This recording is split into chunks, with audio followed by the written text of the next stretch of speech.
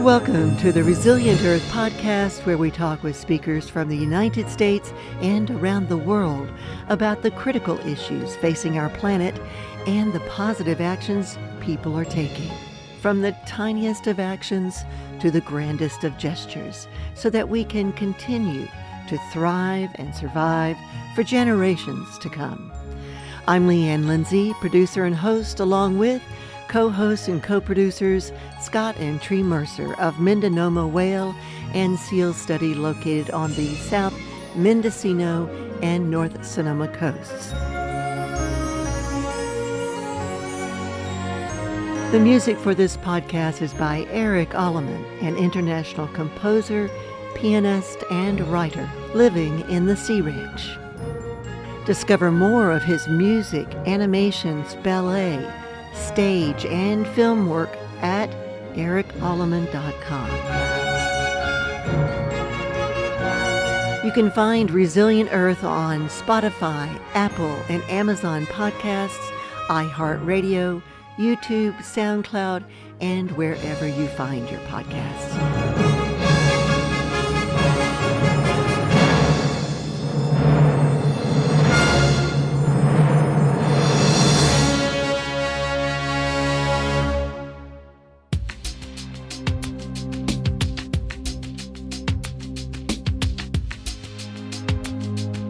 You may have heard about our guest today, Matt Panaitz of Long Way Home in Guatemala, through a PBS documentary about him and the school he built, the Hero School, in San Juan Comalapa, Guatemala.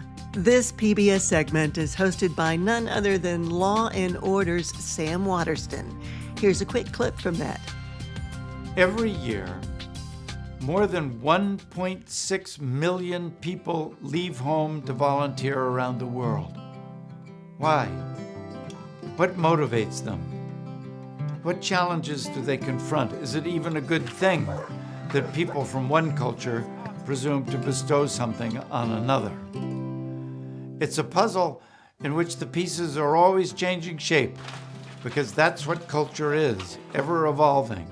That means that adaptability, creativity, and a spirit of entrepreneurialism are critical to the process of linking cultures, sharing resources, and doing good.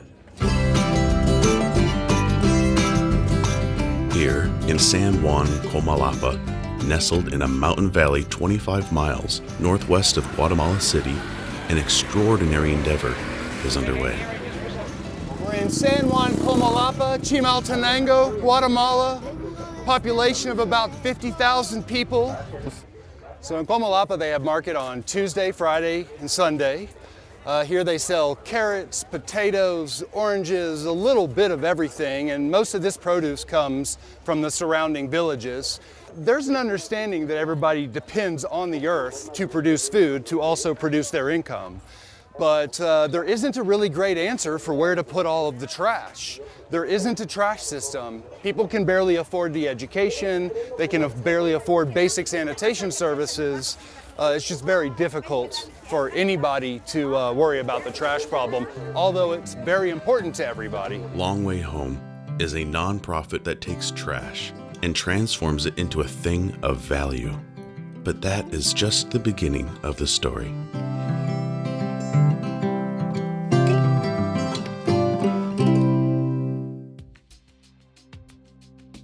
Long Way Home's mission as a registered U.S. 501c3 is to mobilize people to actively participate in democracy and create innovative pathways to economic and environmental justice through green building, employment, and education. Matthew Panaitz is the executive director and co-founder of Long Way Home, and it all started when he was a former U.S. Peace Corps volunteer from Texas, and he was stationed over 2 decades ago in San Juan Comalapa, Guatemala. During his Peace Corps service, he worked with youth groups through a local community development organization. Panaitz's desire to continue helping this impoverished, predominantly Mayan community didn't end with his tour, though.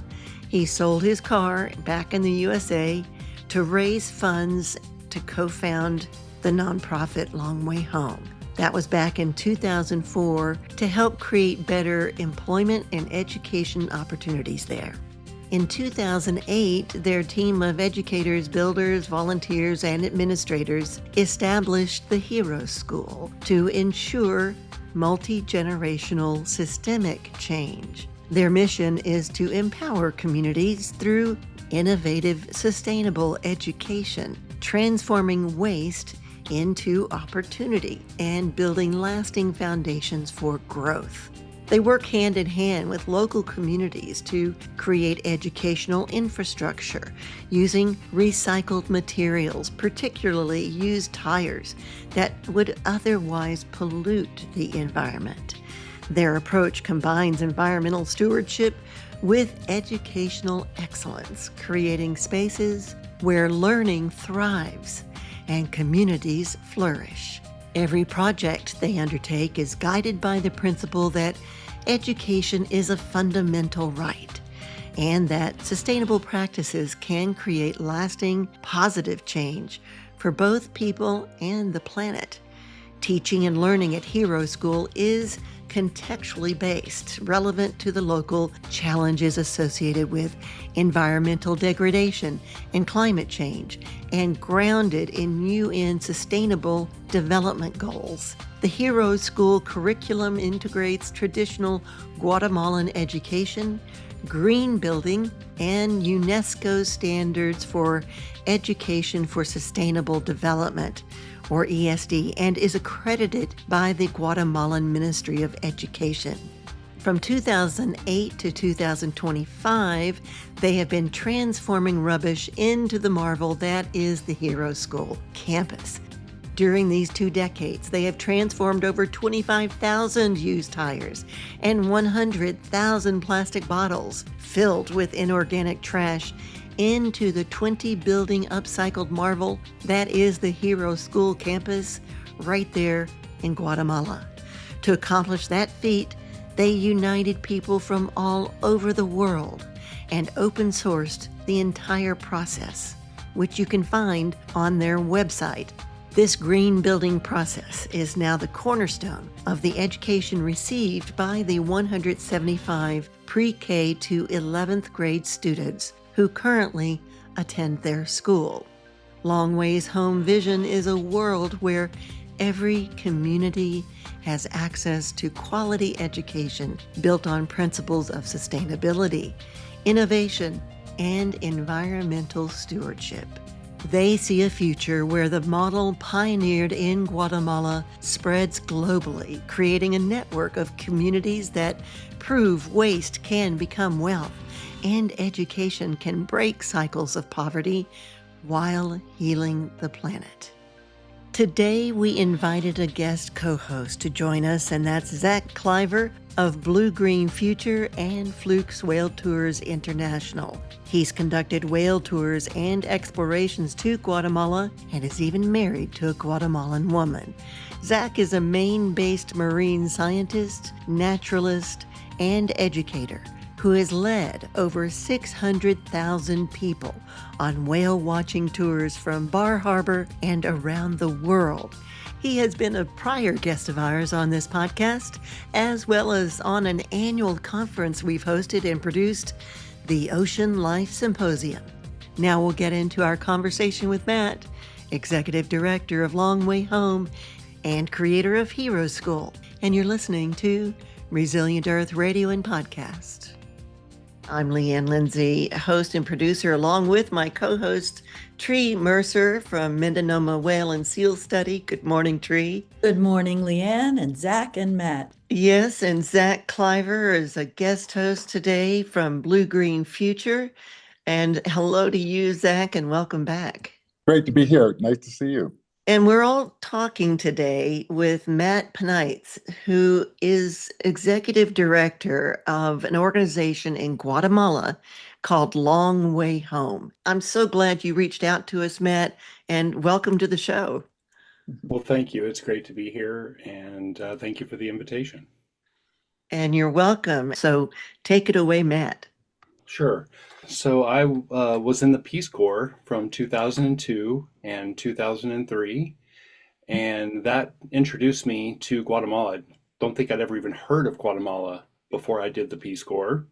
And then I went there and I was in a small town in the middle of nowhere, and what I saw captured my heart. And I decided shortly thereafter to spend pretty much the rest of my life doing something about some of the not so pleasant parts of what I saw there. And that's where Long Way Home was born. And that has me here today, 23 years later.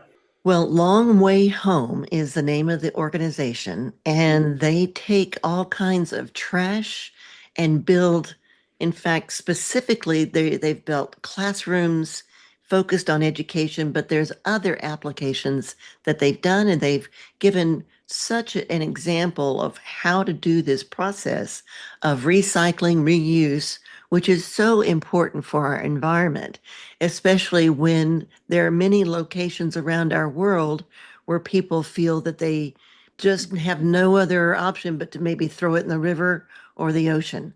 And this is a way to channel all of that trash into something positive.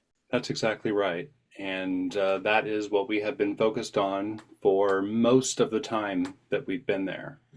The whole thing started when, after Peace Corps, I decided to go back, right? After Peace Corps, I tried to live, a relatively normal life. I got a job and settled in school. And, there was this nagging sense that I wasn't finished. And so I sold all of my belongings, raffled my 1973 Caprice Classic convertible so that we would have some money to start off with, moved back to Guatemala. And the organization that I was working with as a Peace Corps volunteer, they said, hey, we've got this piece of property. Would you like to develop this piece of property and do youth outreach?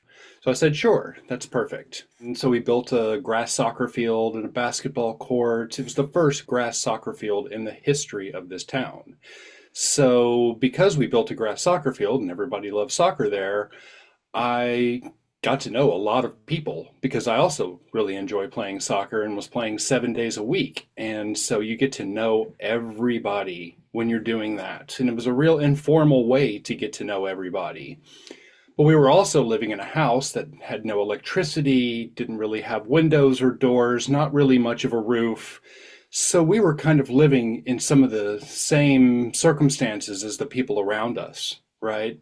As we built the park and we got to know everybody and really got to understand what was going on around there, at one point we decided to start charging eco bricks to get into the park. And that was because we saw a different organization at Lake Atitlan who was using plastic bottles stuffed with trash.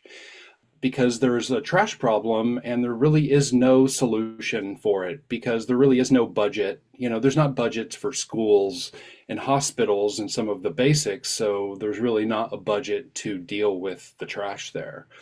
And so we saw this, we were like, oh, cool. Well, there's a bunch, we need to charge something to get into the park, like 25 cents, but a lot of the neighborhood kids couldn't afford that.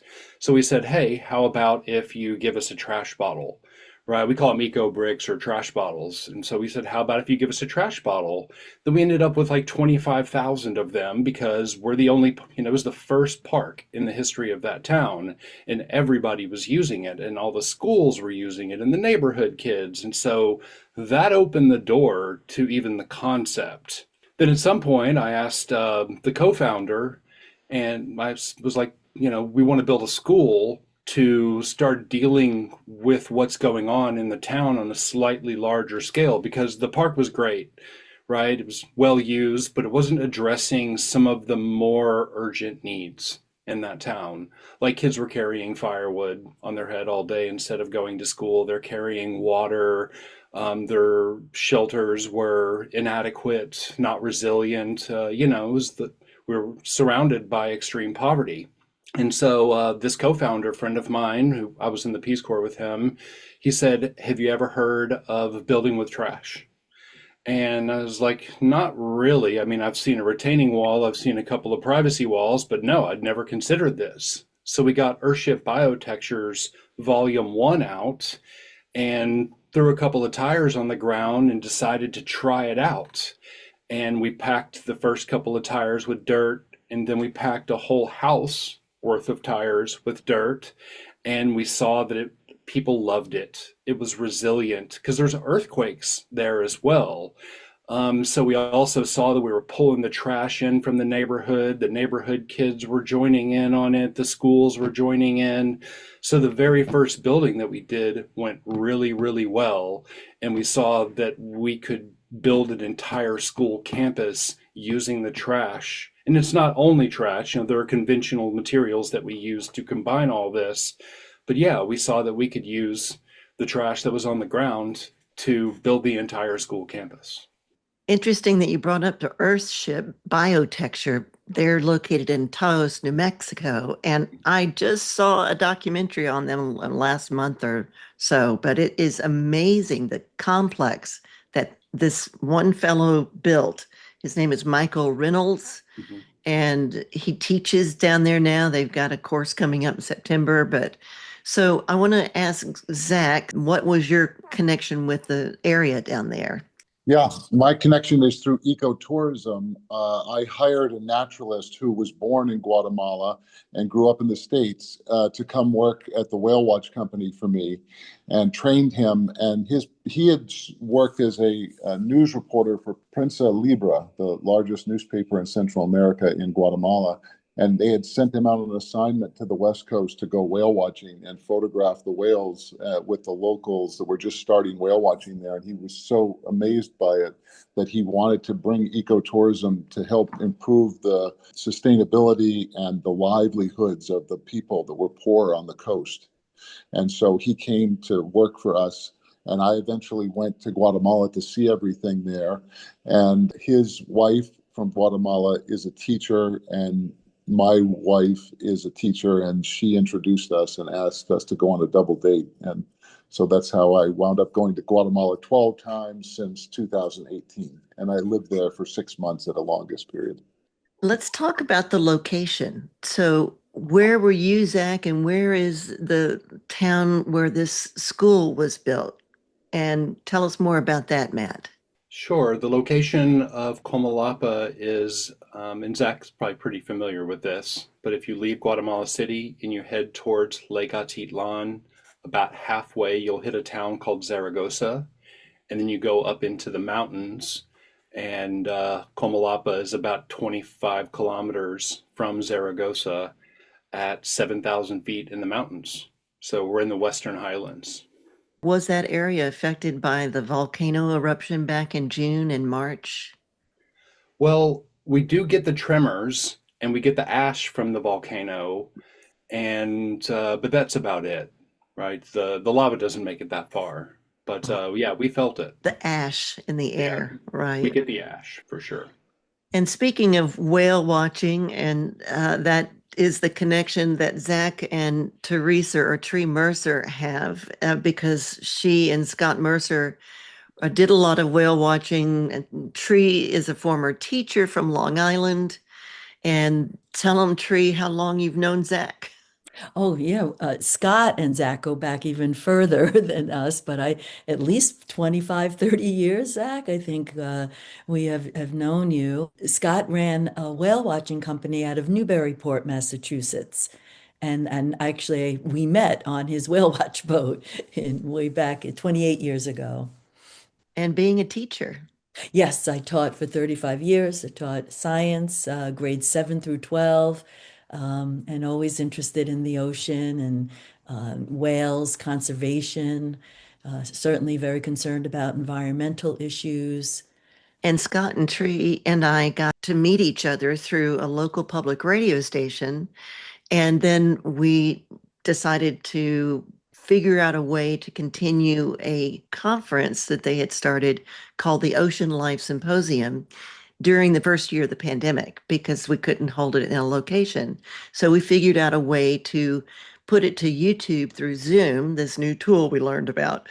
And from that, we did it several years of the Ocean Life Symposium. Zach's been on it a couple of times. Mm-hmm. So that is our connection here. And then we decided, because of all the work we had been doing with the Ocean Life Symposium, we really wanted to do an environmental show and a podcast separate, not just as a radio show, but a podcast that could really reach a lot of countries. And right now, Resilient Earth is listened and downloaded in over 66 countries around the world and over 400 cities. People are listening everywhere. We like to talk to people about critical issues that are facing our planet and what some of the positive solutions and actions people are taking to make a difference.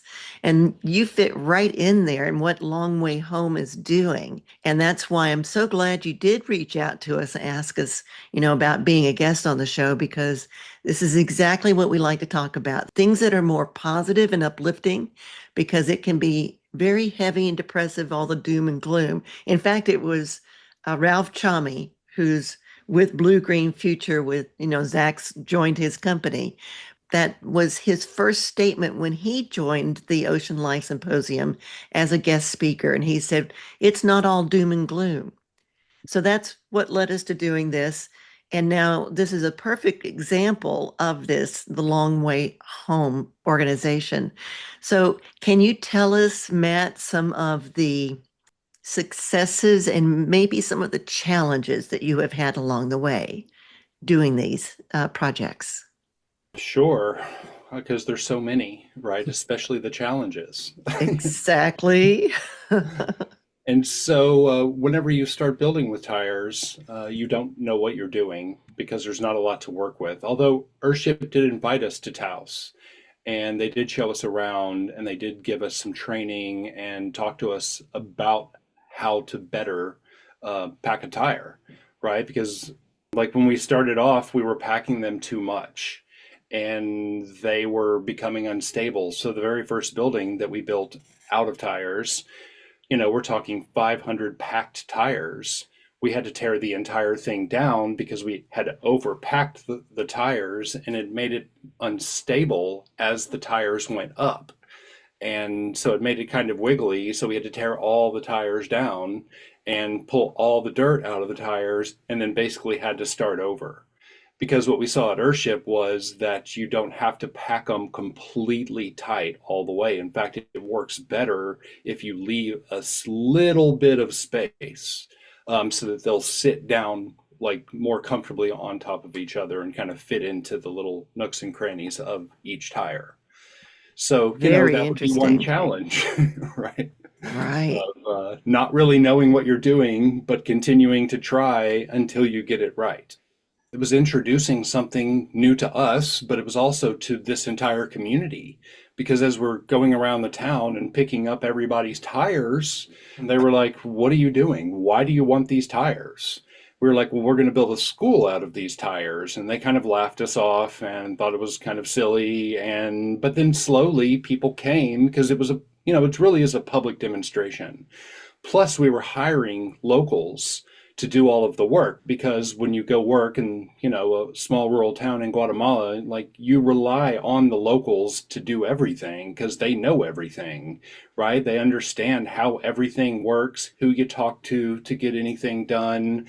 And so we hired local builders who had traditionally worked with cinder block type of construction.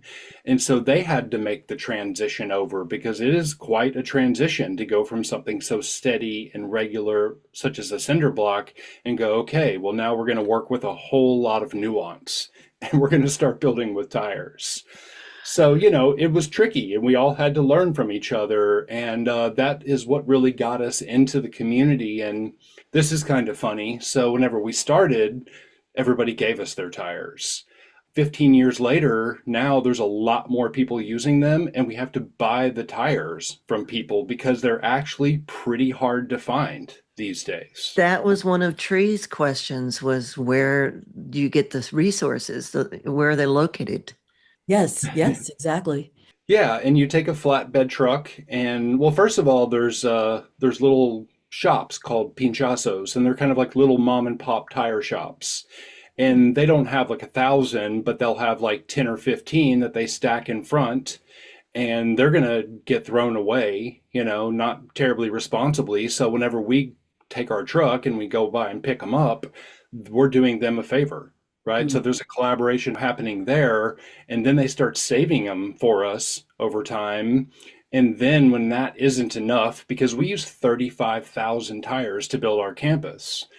And so whenever the 10 or 12 aren't enough, we would take our flatbed and drive it along the Inter-American Highway. So for, $50 or $60 worth of gas, you can pick up 500 tires, and 500 tires are the walls for most of our buildings. So dirt and tires, you're talking $50 or $60 to build the walls. Well, I'm really looking forward to seeing what's in this river because, we build a lot of stuff out of trash, and maybe this could be a source of new materials for us. Like, we've been building houses, latrines. We have a lot of things we can use here. And that was just a short clip from that same documentary with Sam Waterston as host, as Matt Panaitz and another worker were driving along in that flatbed truck looking for trash, which they found volumes of in this one crevice going down to the river. Now back to our conversation. And how do you get your funding, and what kind of volunteers have you had over the years? We've had pretty much every imaginable person, right? There have been 6-year-olds who have come with their families, because families will come and, stay with us for 2 weeks. Sometimes people stay with us for 2 weeks, and sometimes they've stayed with us for 7 years, right? They're university students. They're people that are curious about alternative living techniques and sustainability techniques, and especially like green builders. There's a lot of green builders around the world, but there's also engineers, architects, school teachers, gardeners, students, like every person you could pretty much imagine from all over the world have been our volunteers.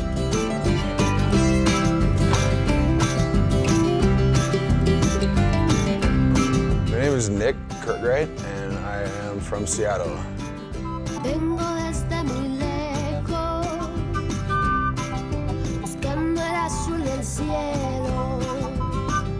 I was born in Missouri, in the Midwest of the United States, and I went through elementary school there, and then I was moved to Las Vegas, Nevada, where I went to junior high and half a high school.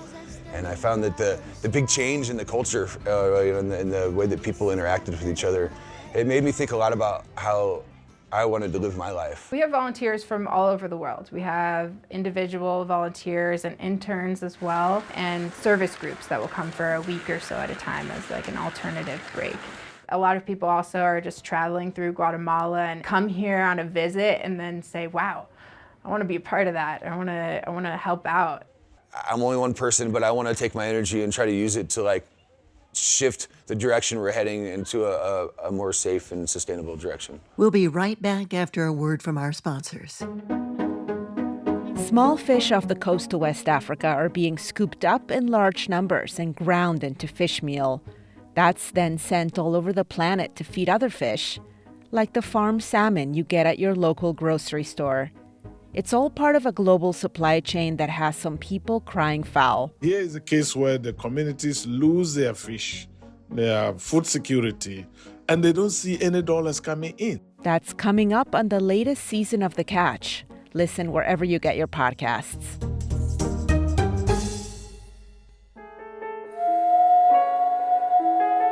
Resilient Earth radio podcast is brought to you by Fluke's International Whale Tours. We are offering week-long eco-tours to the world's preeminent locations for whales at the very best times of the year. Stay at world-class resorts and go out on the ocean when the weather is beautiful and the seas are calm. Come see whales breaching, feeding, and diving deep and learn from marine mammal experts. Find us at flukewhaletours.com. You're listening to Resilient Earth Radio and Podcast. I'm Leanne Lindsay. host and producer at Seastorm Studios, along with Tree Mercer from Mindanoma Whale and Seal Study, and a guest host today, Zach Cliver of Blue Green Future and Fluke Whale Tours International, who happens to have visited many times in Guatemala, where Long Way Home is located. And we're speaking with the founder and executive director, Matt Panaitz. And now he's going to talk about the funding. They're also part of our funding solution because we wanted an earned income style of funding. And so what we did was we charged $85 a week for those volunteers to come and work with us. We use that money to buy the materials and to pay the labor and pay the teachers. And that's pretty much how we've paid for pretty much everything. Of course, we've won a few awards and gotten a few grants along the way, and we've really kind of pieced it all together. Yeah, talk about one of those awards from UNESCO, was it? Sure. And then that really leads us into the going from using tires and everything that we learned along the way, because in addition to using tires, we also use Ubuntu blocks, right? And those are you take the plastic wrappers and all the plastic wrappers that won't fit into an eco brick, and you use baling wire, and you basically make a cinder block with those. And so we used bamboo, we used earth bags. So the campus itself, there's 21 buildings. Every single building is a little bit different because the idea was to practice and experiment with infrastructure that we could also, while learning how to do it on our campus, we could also use in the community, because there are also people who need houses in the community who can't afford the cinder blocks. And so as we were trying out all these different alternative materials, we were getting accustomed to the materials and learning about the materials. And then so that leads us into the education model and that award, because at some point we did start in 2012, we started bringing students in. We brought our first 12 students in, and they were first, second, and third graders. And we saw that the teachers, they were using the state mandated curriculum, and we wanted to integrate what we'd learned during the construction process into the curriculum. And so that is called Education for Sustainable Development. And UNESCO has a 2030 agenda to comply with the Sustainable Development Goals. And Education for Sustainable Development corresponds with the fourth development goal, which is quality education. We've been integrating what we learned in the campus into the curriculum. They gave us an award for that. And I imagine both you, Zach, and Tree, you being a teacher, Zach being married to a teacher, what questions do you have for Matt at this point? Well, I was wondering, Matt, were the students who would eventually go to this school, were they involved in the construction process? We didn't have students doing the heavy labor, right? That would be like the packing of tires with sledgehammers. That was us hiring, at one point we had 25 or 30 local builders on our team.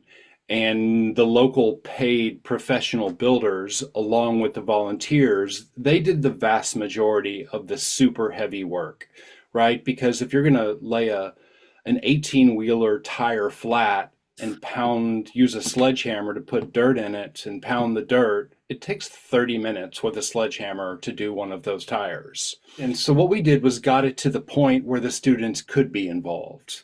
Like, for example, in the finishes, the finish work, the students love doing the finish work because you end up with a lot of mosaic type work, and you end up with a lot of cob.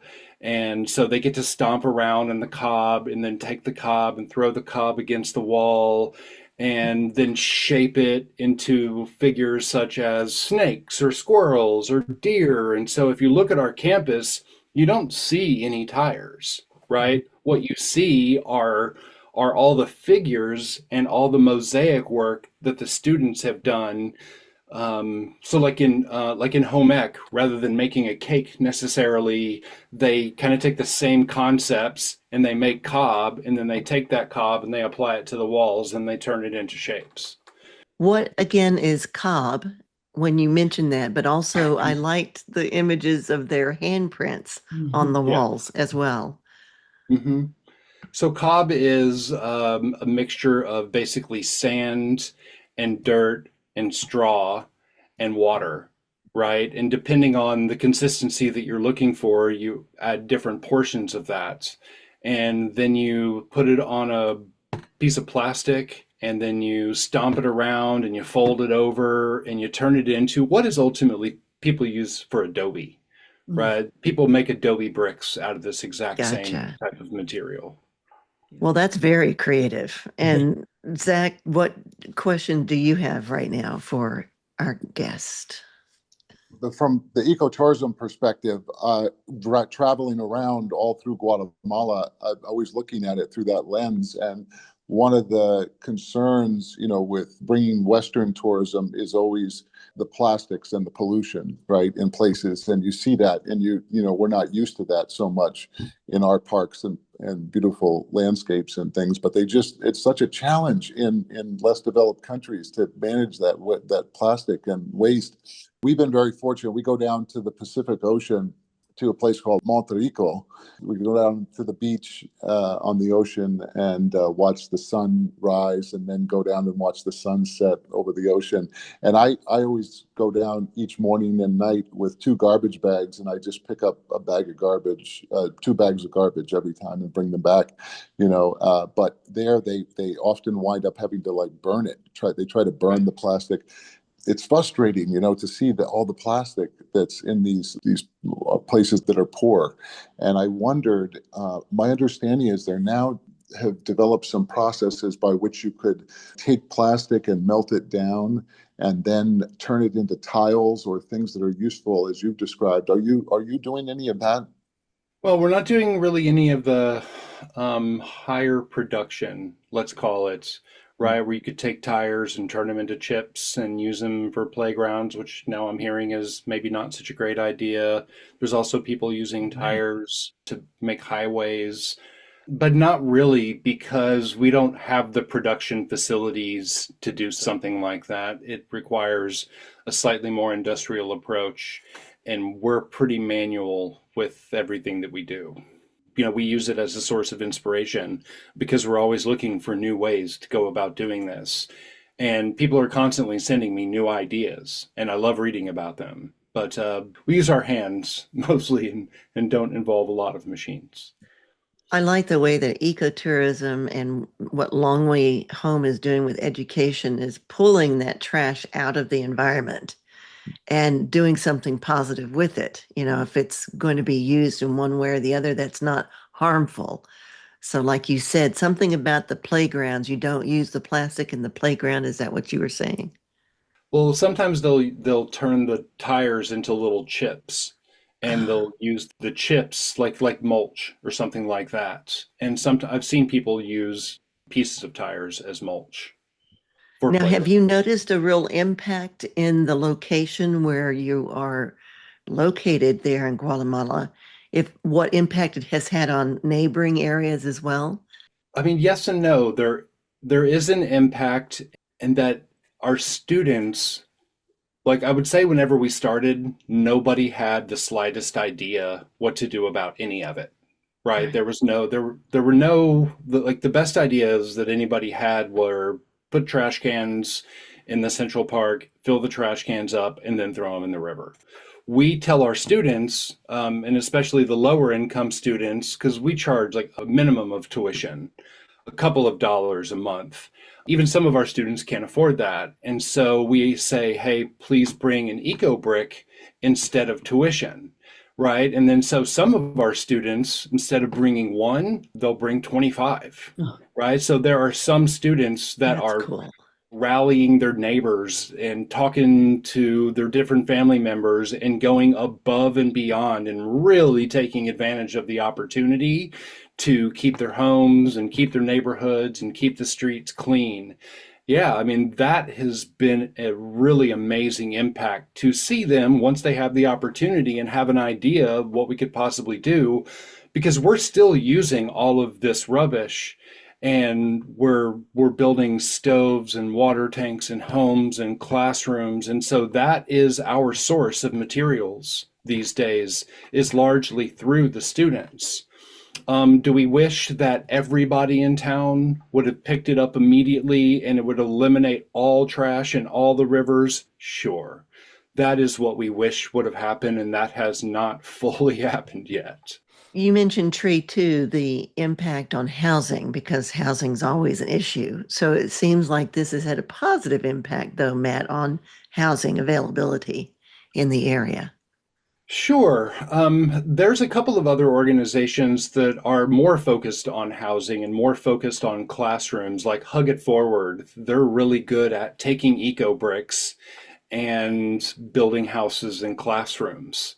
Because the plastic is really, tires are an issue, certainly, because they, don't really decompose and there isn't anywhere to put them. But plastic also being an issue, plastic goes really well into the plastic bottles. And yes, there are some organizations out there that are doing a great job building homes and classrooms using plastic trash. I want to go back to your classroom and the kids, what grade level that you deal with, and the curriculum, perhaps. I'd like to know a little bit about that. And that's one of our most exciting things to talk about, really, is we have 178 students, right? And they are pre-K through high school. As I mentioned before, whenever you start with a state mandated curriculum. And that is the foundation for what we're doing now, because if you come up with an entirely original curriculum, it's difficult to scale it. And so we came up with a curriculum and lesson plans that adhere to the state requirements. Like, for example, in the 7th grade, rather than having a somewhat abstract curriculum instead of lesson plans, we focus on building ventilated stoves for the families. The number one reason people go to the health clinic is because they cook over open flames indoors, right? And then multiple family members get sick, plus you're using tons of firewood. And firewood's expensive and not easily accessible. So our 7th graders, like in math class, now they use their math to work on the design of the stove and understanding the dimensions of the stove. So in the 8th grade, they're doing water tanks, another major issue in Guatemala. In the 9th grade, we're doing compost latrines because sanitation is an issue. In the 10th grade, we do retaining walls. And in the 11th grade, we build a home, right? So the home is the combination of everything that they've learned from all of the courses. And so by the time they've finished, they have a thorough understanding of the issues in Guatemala and the solutions. And you can imagine what that does for a student's self-esteem, right? They are going into the community, because this is not only theoretical. We go into the community, we find the families that need our help the most.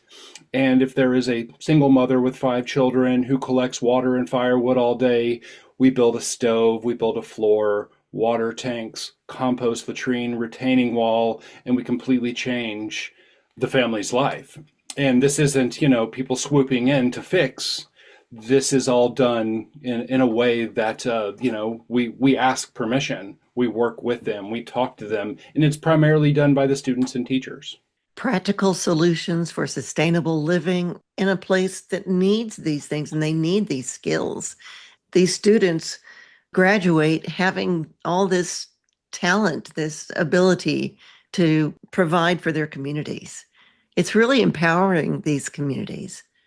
Exactly. And a brief story would be, we went out to a small village, and over the course of a week, we built 57 stoves for one. It was a village in the middle of nowhere that, does not receive much support from the municipal governments. They're kind of on their own way out there.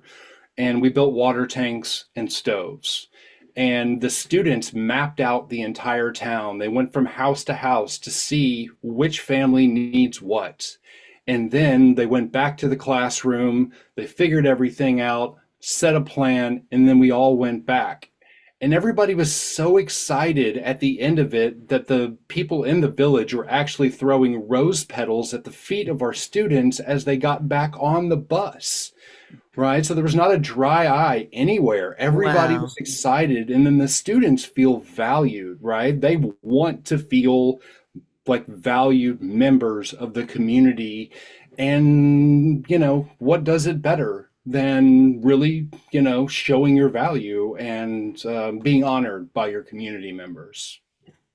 What a Definitely. shining example of a win-win situation where the students are winning, the community's benefiting, and having been in the classroom and taught in the traditional way, I always felt that what you just described, that's real education.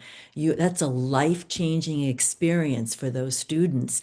And it's setting the seeds, it's planting the seeds for them to continue sustainability, conservation, caring about the community. Wow, it's a 5-star program for sure. And you mentioned the compostable toilets. When I was looking at it online too, it's a system that doesn't use water. Exactly, because water is very difficult to come by. And it's kind of, after you've used one of those for a while, you're like, oh my God, we're flushing water down the toilet where there are communities who don't have water. And so this eliminates the need to use water. And it is sustainable, it is scalable, and it is doable, and it helps the environment by also taking out and reusing and putting that trash and plastic into work for the community instead of against it. Exactly. And there is no real ceiling for this either, because if you visit lwhomegreen.org, you can see we made profiles for every one of our projects. Yeah, there's no ceiling for this. As Tree was saying, like the seed is planted. We get them started, and then I'm constantly hearing stories because we don't see everything that happens. There are students that are now doing this on their own. They're not telling anybody at school. There's like grapevine going, oh, heard the other day that students were building a ventilated stove for their neighbor who was a single mom with multiple children who didn't have anything. And the students did it outside of the school, didn't mention it to anybody, raised the money on their own, figured out how to do it on their own. They're doing a great job. Where do the teachers come from?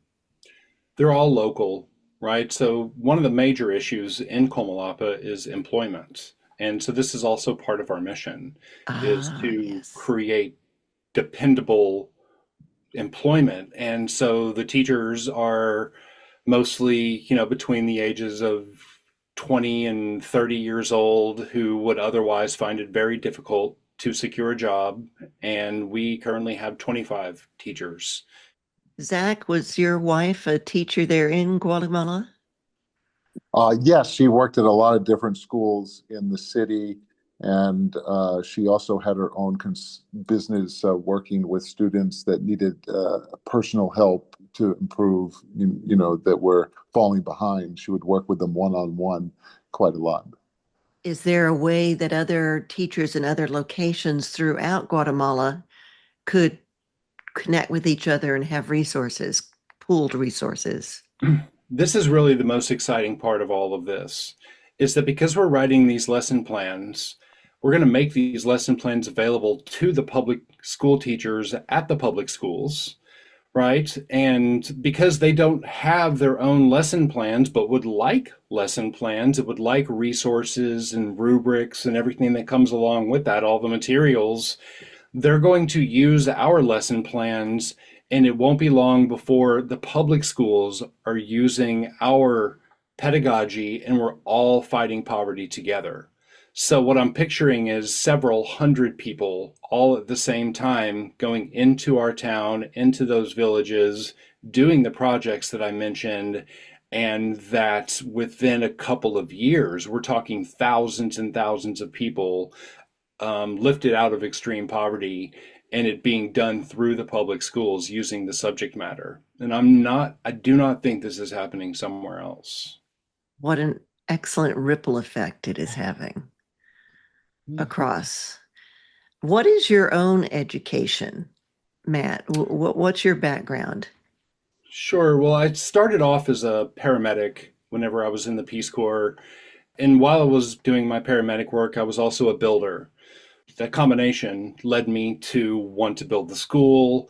And then while I was building the school, while we were building the school, I went to Goddard College, and because we had to come up with an education model, we knew that the state model alone wasn't exactly going to be adequate for what we wanted to share and what we wanted to teach. And so I went and got an undergraduate degree in sustainability from Goddard.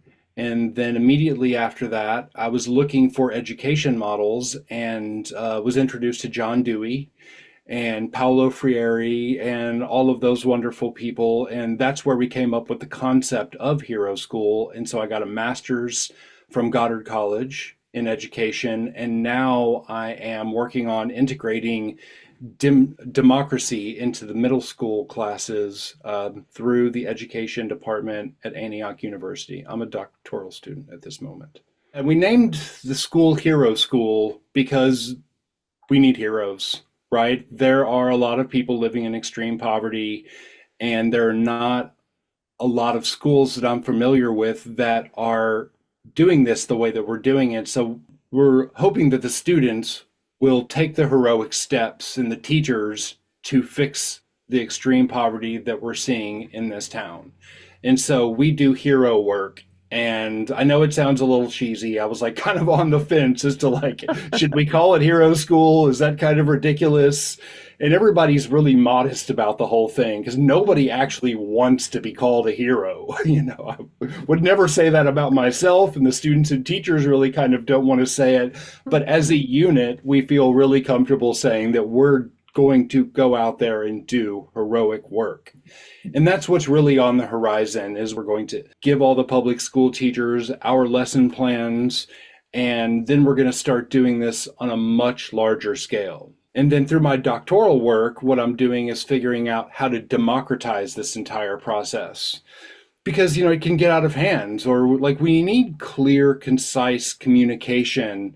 We need some structure. We need to figure out how we're going to all work effectively together to do this. We want everybody's ideas from all over the world to come into this space.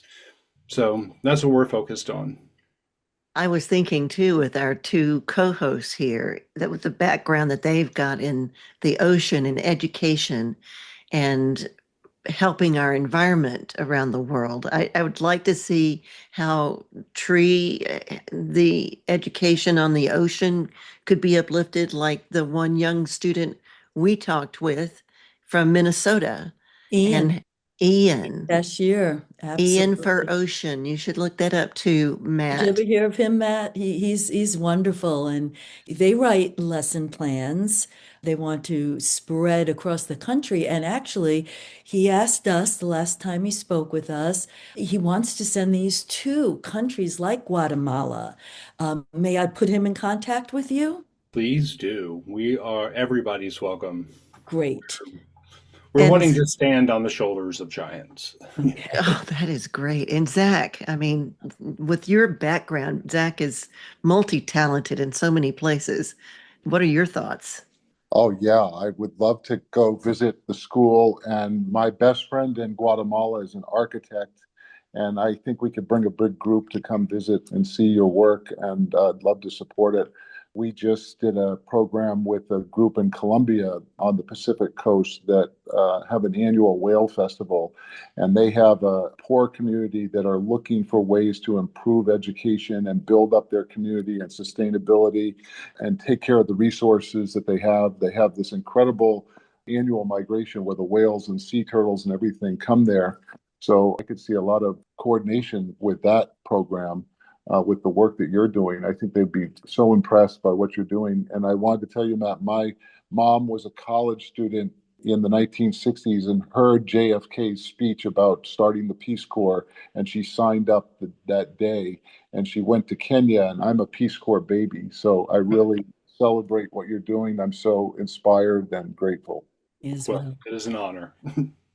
I didn't know that side of you, Zach. There's always some new facet. But I could see too that maybe there's a way to get the students involved in showing them what you do with ecotourism. That could be something else that could be explored. The way I think about this is that we've done 22 years of research, right? This entire process needs to be shared. And so everything that we've done in Comalapa, we want to share with people. We want the people on the coast who have no idea what to do with their trash. We want to let them know this is what you can do. You can build schools, you can build the infrastructure that the family needs using this trash. And rather than them spending 22 years trying to figure out how to do it, we'd rather cut that down by 21 years and share all the information, and it's all ready and available. And our foreman started with us in 2009, right? That means that local Comalapan has been working as our foreman for 16 years.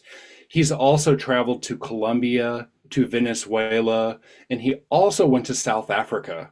This guy's traveled, and he likes to travel, and he's willing to travel the country and show people how to do this, and couldn't be a more pleasant fellow. Where can people go to find this information, Matt? If you go to lwhome.org, that's our website. lwhomegreen.org is connected to our website, but because there's so much information there, we had to create a whole other website for it. And I'm always accepting emails. So matt@lwhome.org. I don't sleep that much. Completely available all the time. And so I am ready and willing to answer questions and facilitate this entire process. They can volunteer at our school, and they can stay from anywhere from 3 days to 21 years. As I mentioned, our model is to do sustainable development. People have been coming to volunteer. Well, since COVID, we went from having regularly 8 volunteers to 1 or 2. And so now we're really dependent on donations to keep going. And so at lwhome.org, you could figure out how to donate and how to volunteer. And I see Mr. Scott Mercer has joined the show here too. Hello, Scott. I was just going to encourage Matt and Zach to exchange information before you guys sign off. Zach is very well connected in Guatemala, as he attributed to a couple of times. He knows a lot of people who are very active in the area, both ecologically and economically. Matt, I just want to thank you a lot. The question I had for you is, how did you ever find us? I understand you contacted us. Yes, my brother, his outreach guy, said, I'm going to help you because we're really good in the field, right? We spent all that time living in Guatemala, doing the construction, building the curriculum, but what I'm not great at is outreach. And so my brother's outreach person said, I'm going to help you. You need to get out there. You need people to know who you are. And we're kind of modest, unfortunately, about what we do and how we go about it. And he goes, you can't be modest anymore. It's not fair to everybody else that would like to know this. So he's helping me get the word out. Wonderful. What a great question, Scott. Yeah.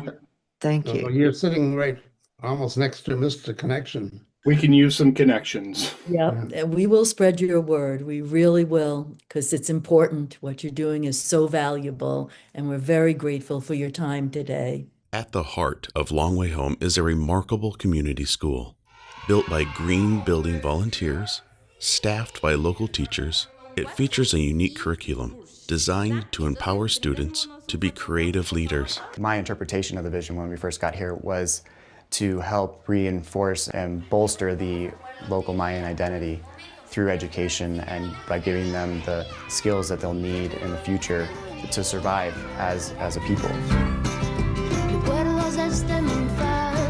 And that that will do it with our conversation with Matt Panaitz, founder and executive director of Long Way Home. Many thanks to my co-host, Tree Mercer of Mendonoma Whale and Seal Study, and our guest host today, Zach Cliver of Blue Green Future and Fluke International Whale Tours. I'm Leanne Lindsay. Thanks for listening to Resilient Earth Radio and Podcast.